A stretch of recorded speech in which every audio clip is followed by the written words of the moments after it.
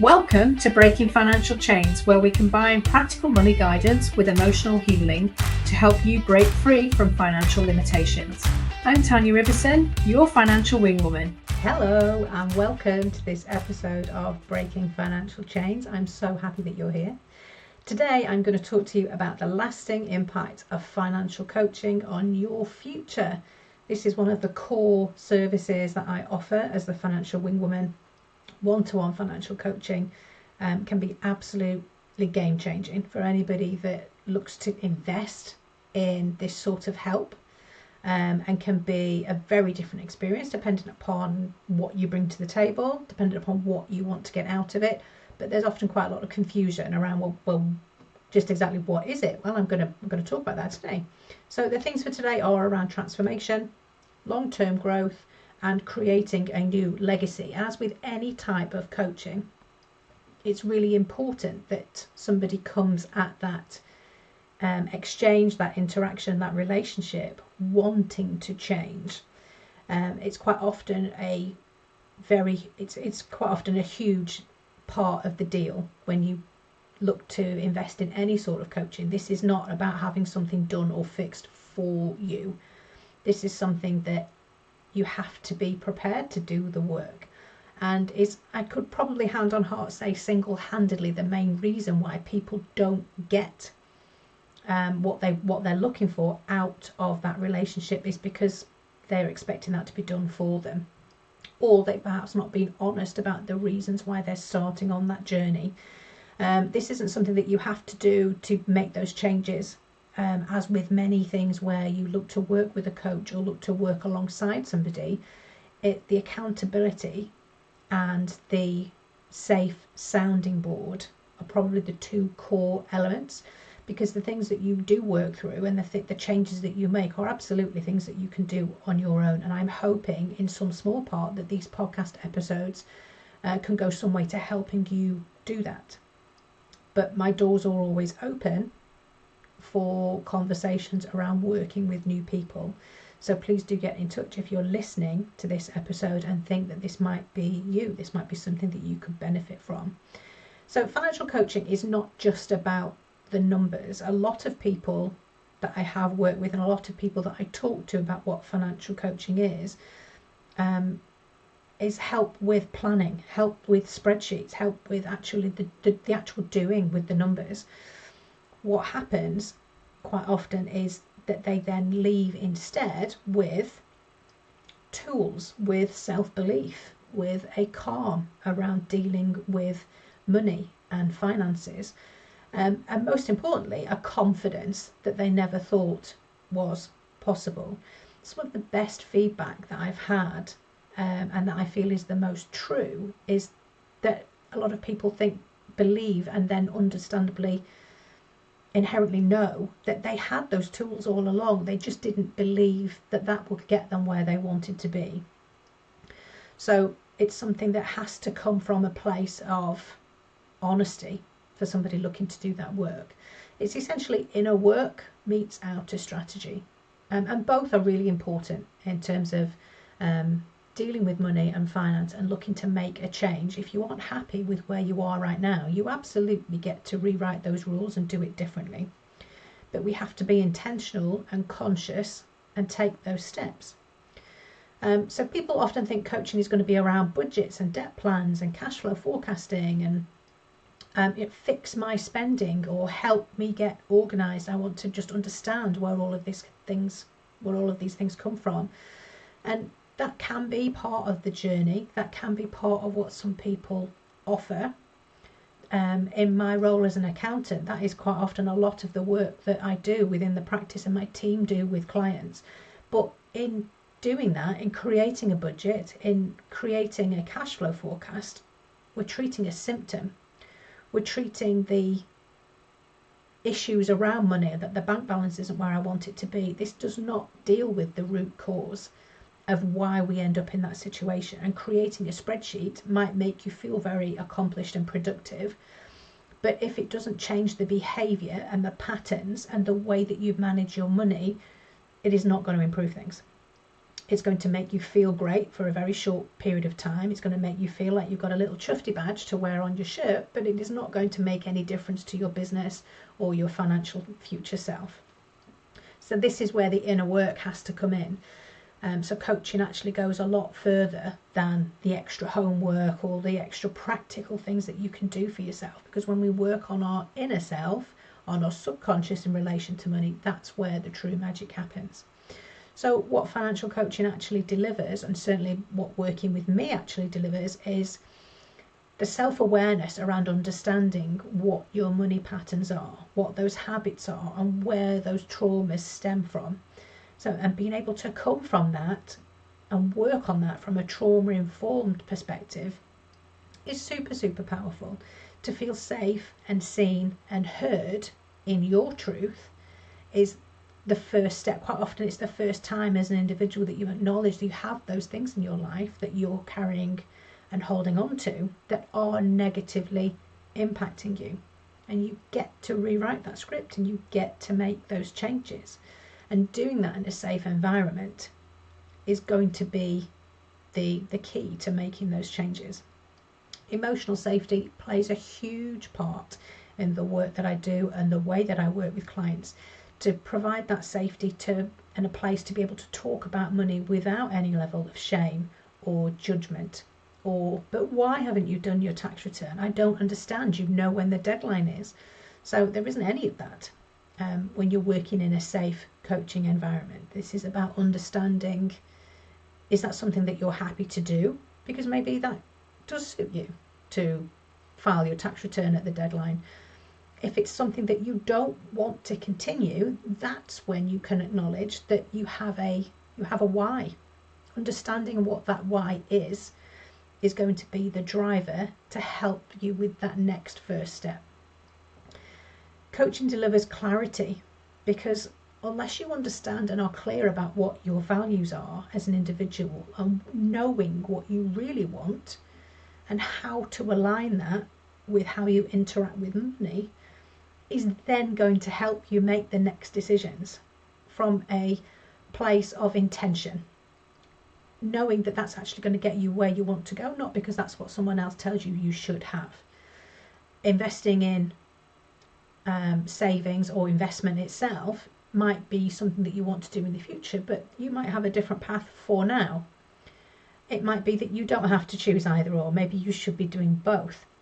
And there are no shoulds in coaching. This is about what you decide is your should, because there are no wrong answers.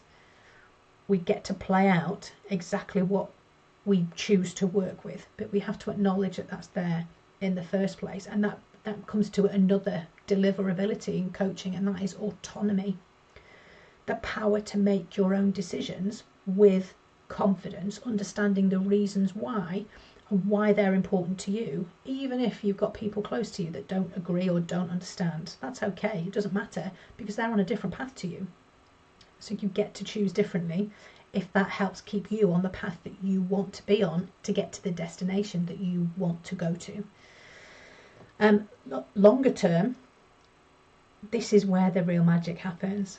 The longer term impact of financial coaching and actually taking considered action on what you're learning, breaking generational patterns of fear, control or avoidance around money. If that's something that you've learnt is the way in which you interact with money, because that's what you've seen, that is something that you can choose to do differently. And it's really hard to be something, because we all be what we can't be what we can't see, is what I'm trying to say. And I'm falling over my words today, I'm sorry about that. It's about understanding where they come from, and whilst we might not understand why we do it, we can understand it's something we don't want to repeat and we don't want to keep doing.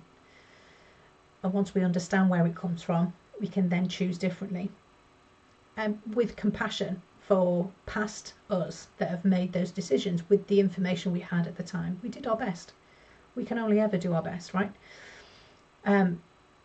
We get to feel safe in your financial decisions in the longer term, understanding that what we want right now might be something we're prepared to sacrifice because of what we want later. Understanding that things can come in a different order. We can have all the things that we want, but we get to prioritise. Even when life changes, even when life throws us a curveball. Oh, I've got a fly. Even when life throws us a curveball, even if we feel like we're going on a bit of a detour on our path, that's also okay, if the intention helps to get us where we want to be in the longer term. Modelling financial calm and confidence to your children, particularly if that's not something that you've experienced for yourself, you get to make that the default choice for them, because that's how we deal with it. Rather than shying away from money being the last taboo, we get to have those open conversations in front of our children, and it not be from a place of fear or stress or anxiety, and not threatening them with a thick ear, which is the threat I had from my dad when I first asked him how much money he earned, or certainly the first time I remember asking him. I was threatened with a thick ear, and it was because that wasn't what we talked about. It wasn't coming from a place of actual violence, but that wasn't the message that I took from that interaction.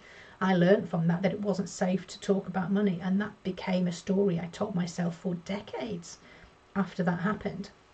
You get to change that, and you get to model something different for your children, so that they come to you, or they come to an expert in a particular field if they have a question, instead of feeling as though they need to deal with it for themselves, or maybe make choices that they could choose better. Creating money habits that stick, because they're built on your values and they're something that is true to you rather than what someone else tells you to do.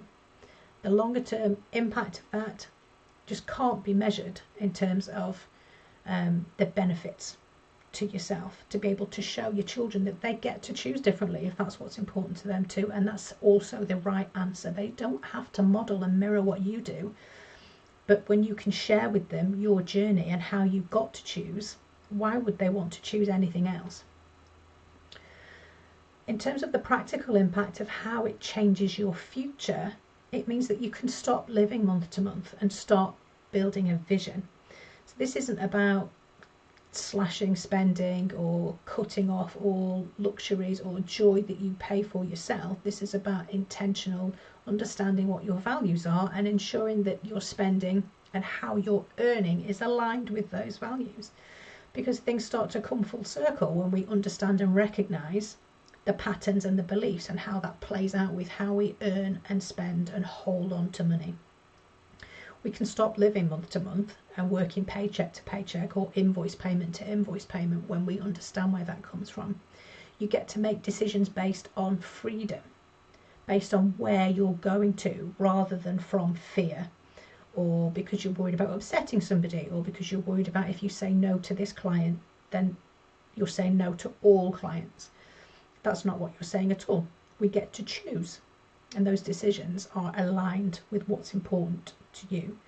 You get to stop shrinking who you are. You get to stop people pleasing.